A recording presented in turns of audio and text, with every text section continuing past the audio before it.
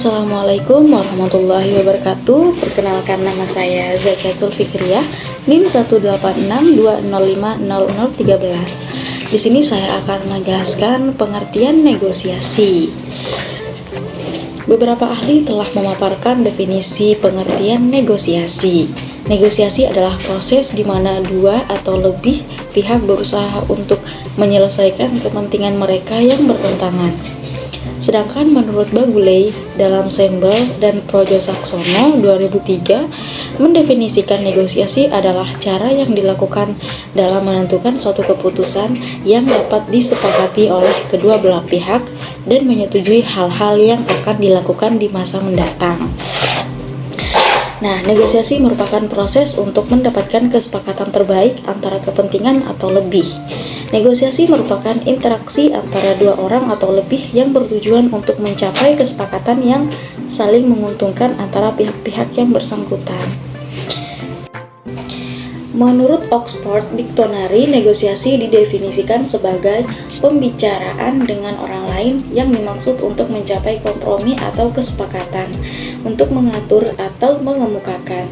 Istilah-istilah lain kerap digunakan pada proses ini seperti pertawaran, tawar-menawar, perundingan, perantaraan, atau barter. Dengan kata lain, negosiasi adalah kegiatan yang dilakukan untuk suatu keadaan yang dapat diterima kedua belah pihak. Negosiasi diperlukan ketika kepentingan seseorang atau suatu kelompok tergantung pada perbuatan orang atau kelompok lain yang juga memiliki kepentingan tersebut harus dicapai dengan jalan mengadakan kerjasama. Negosiasi diartikan sebagai tawar-menawar dengan jalan berunding untuk memberi atau menerima guna mencapai kesepakatan bersama antara satu pihak dengan yang lain. Negosiasi adalah suatu proses di mana dua pihak atau lebih yang mempunyai kepentingan yang sama atau bertentangan bertemu dan berbicara dengan maksud untuk mencapai suatu kesepakatan. Pertentangan kepentingan memberikan alasan terjadinya suatu negosiasi. Negosiasi merupakan metode penyelesaian perbedaan kepentingan yang rendah akan biaya tertekan. Sehingga upaya negosiasi direkomendasikan sebagai upaya awal yang ditempuh dalam menyelesaikan perbedaan kepentingan. Dalam negosiasi, anggota tim sering mengalami perbedaan kepentingan dalam tujuan dan nilai-nilai yang akan dicapai. Tetapi ketika benar dilakukan dengan pola pikir yang kooperatif, maka pengambilan keputusan pada saat negosiasi akan mencapai tujuan dengan saling menjaga keharmonisan, mengurangi biaya, waktu, dan permusuhan. Richard 2000. Nah, Roger Dawson dalam bukunya Secret of Power Negotiating, Rahasia Sukses Seorang Negosiator Ulum 2002 halaman 349 sampai 364 menjelaskan aspek kepribadian yang harus menjadi perhatian adalah karakteristik personal yang harus memiliki seorang negosiator. Menurut Dawson,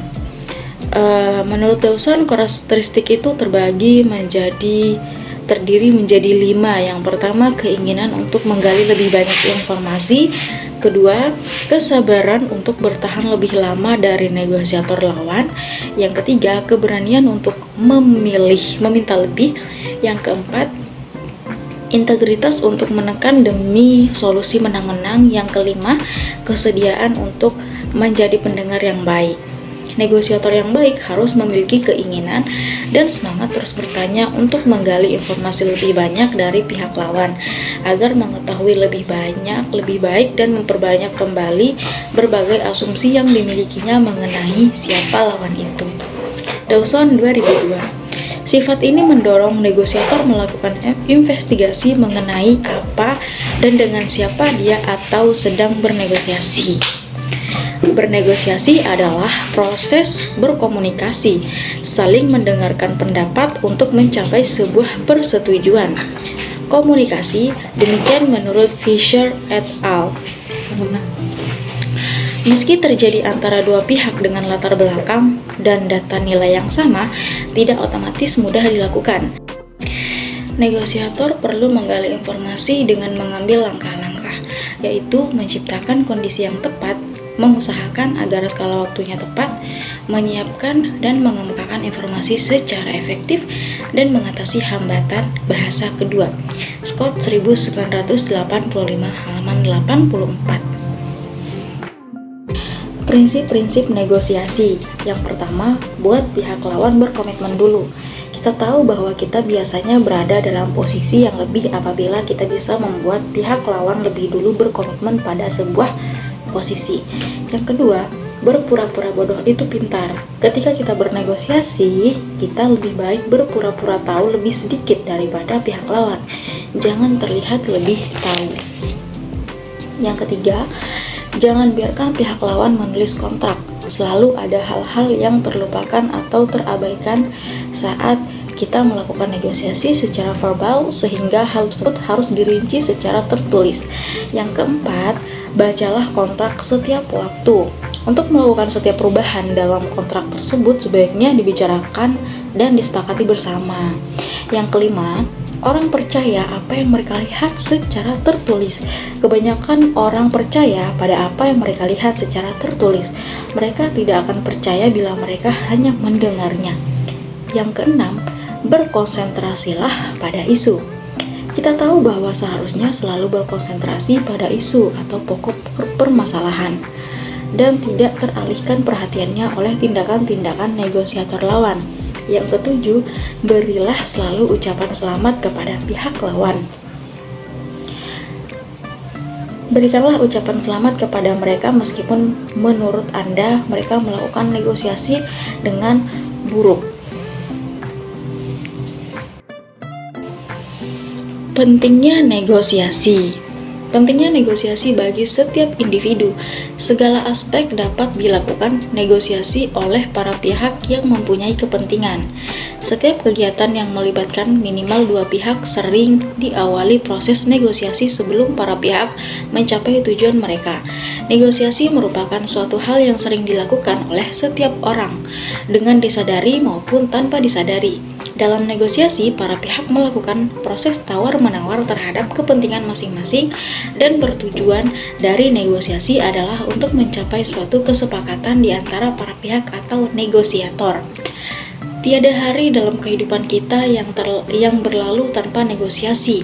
Beberapa contoh negosiasi bisnis yang pernah kita lakukan antara lain adalah menetapkan atau menyepakati target-target dan atau upah dan manfaat-manfaat, mengadakan transaksi dengan para pemasok eksternal, pemberi jasa dan pelanggan mengenai waktu, harga, kualitas, syarat dan ketentuan dan lain-lain. Hambatan dalam negosiasi. Tantangan pertama yang paling sering dihadapi ialah kondisi di mana mitra yang akan kita ajak bernegosiasi ogah-ogahan alias tidak berkenan untuk membicarakan isu yang kita ajukan. Dengan kata lain, customer or partner not willing to negotiate the issue. Sebagai contoh adalah bagaimana negara tetangga kita yang sangat malas bernegosiasi dengan Indonesia mengenai perjanjian ekstradisi warga negara Indonesia yang telah terbukti secara hukum sebagai terpidana kasus korupsi yang kabur kemudian tinggal di sana. Tantangan kedua adalah isu yang berkaitan dengan hukum atau legal issue. Isu ini umumnya terjadi pada negosiasi yang tidak berlandaskan kepada hukum positif suatu negara. Contoh yang sering kita temui adalah ketika masyarakat adat menuntut hak tanah atas dasar hukum adat yang mengatakan dengan dalil bahwa tanah tersebut telah diwariskan oleh nenek moyang mereka selama ratusan tahun yang lalu.